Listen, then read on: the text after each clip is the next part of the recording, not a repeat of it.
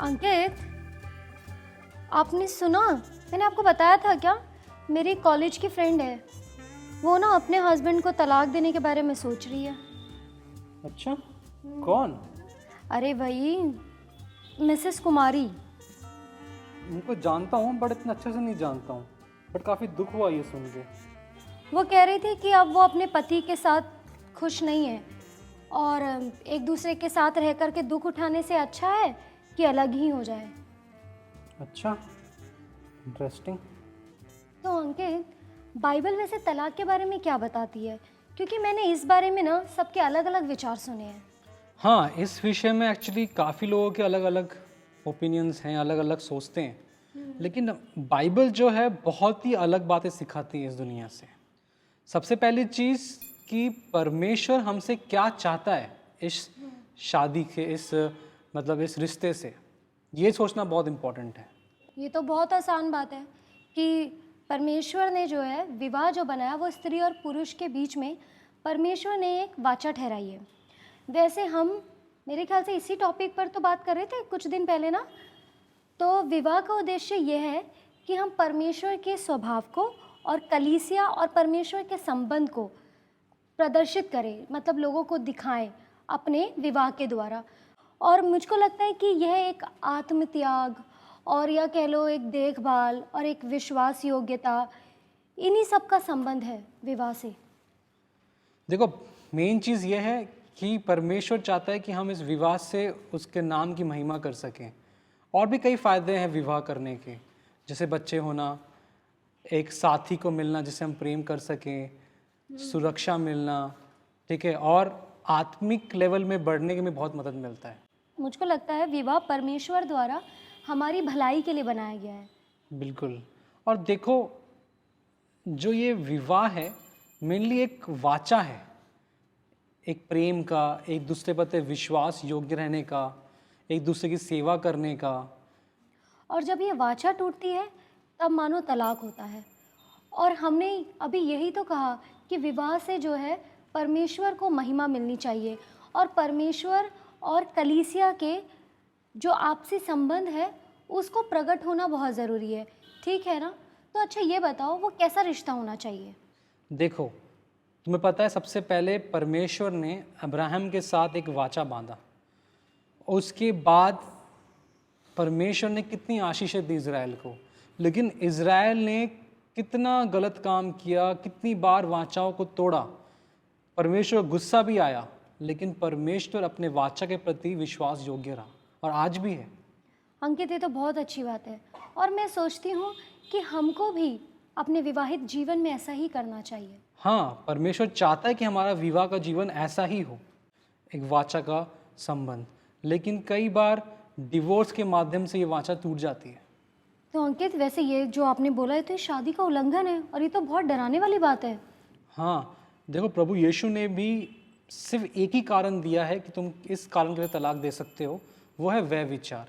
और एक डिवोर्स वाली स्त्री के साथ भी अगर हम शादी करते हैं, विवाह करते हैं, तो वो भी व्यभिचार ही होता है। अच्छा, तो इसका मतलब ये हुआ कि यीशु मसीह के अनुसार जो तलाक देने का कारण है वो सिर्फ और सिर्फ व्यभिचार है, उसके अलावा कोई दूसरा नहीं। हाँ, बिल्कुल। और देखो, अगर कोई अविश्वासी लड़की से शादी कर लेता है और अविश्वासी लड़का या लड़की चाहते हैं कि वो उस रिश्ते को निभाएं, तो विश्वासी लड़के लड़की को उस रिश्ते को निभाना पड़ेगा और परमेश्वर से प्रार्थना करना पड़ेगा कि परमेश्वर उस अविश्वासी लड़के लड़की के मन को बदल सके। तो वैसे अंकित, बाइबल ये बताती है कि जो शादी है वो बहुत ही गंभीर बात है ना? और ये लाइफ का एक ऐसा डिसीजन है जिसे हमें हल्के में नहीं लेना चाहिए। तो सनी जैसे लोग जो अभी शादी करना चाहते हैं और लड़की ढूंढ रहे हैं, तो उनको प्रार्थना करनी चाहिए कि परमेश्वर उन्हें सही एक लड़की को दर्शाए या फिर वो एक सही चुनाव करने में प्रभु उनकी मदद करे। और उनके बारे में क्या, जो तलाक के बारे में सोच रहे हैं? देखो, उनके लिए ये है कि उनको प्रार्थना करनी चाहिए, ठीक है। उनको रास्ते ढूंढने चाहिए वो किस तरीके से वापस मिलन कर सकें। और मुझे बुरा यकीन है कि परमेश्वर उनकी मदद बिल्कुल करेगा। अच्छा अंकित, वैसे ये बताओ कि अगर आपका पहले ही तलाक हो चुका है और अब मेल होने का कोई भी आसार नज़र नहीं आ रहे हैं, तो फिर उस परिस्थिति में आप क्या करोगे? देखो, उस परिस्थिति में ज़्यादा कुछ तो नहीं कर सकते। यही है कि हम परमेश्वर से माफ़ी मांग सकते हैं और प्रार्थना कर सकते हैं कि परमेश्वर उनको एक राह दिखा सके जीवन में। पर कुछ भी हो अंकित, विवाह को कभी भी हल्की बात नहीं समझना चाहिए। ये बहुत ही गंभीर बात है। मतलब हमें जो अपने आपसी रोज़ की जो बातें हैं उन पर ध्यान देना चाहिए। हमें आपस में कम्युनिकेट करना बहुत ज़रूरी है। जैसे मान लो आपकी और मेरी आर्थिक ज़रूरतों के ऊपर बात करना हमको बहुत ज़रूरी है, और हमारी आत्मिक वृद्धि कैसे हो इस बारे में बात करना हमको बहुत ज़रूरी है, ताकि हम एक दूसरे के साथ और परमेश्वर के साथ अपनी वाचा को पूरा कर सकें। विवाह का मुख्य उद्देश्य यही है कि जो संबंध बाइबल के अनुसार परमेश्वर और कलीसिया के बीच है उसे दर्शाएं। विवाह का अभिप्राय एक पुरुष और एक स्त्री को कलीसिया और परमेश्वर की उपस्थिति में एक वाचा करार में बांधती है।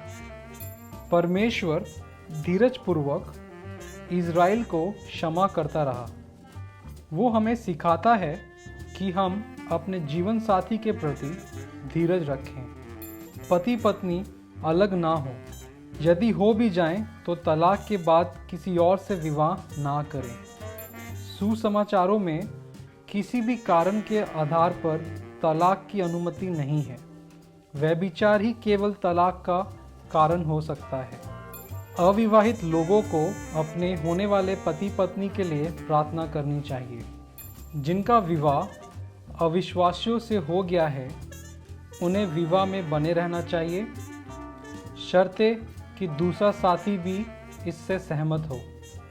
जो तलाक की तैयारी में हैं उन्हें इस बात के परिणाम पर विचार करना चाहिए कि विवाह की प्रतिज्ञाओं को तोड़ने से शारीरिक और आत्मिक बातों पर क्या प्रभाव पड़ेगा। जो तलाकशुदा हैं उन्हें पश्चाताप करते हुए याद रखना चाहिए कि परमेश्वर पिता में दया और अनुग्रह है। वो हमारे पाप क्षमा करता है और फिर से नई शुरुआत का अवसर प्रदान करता है।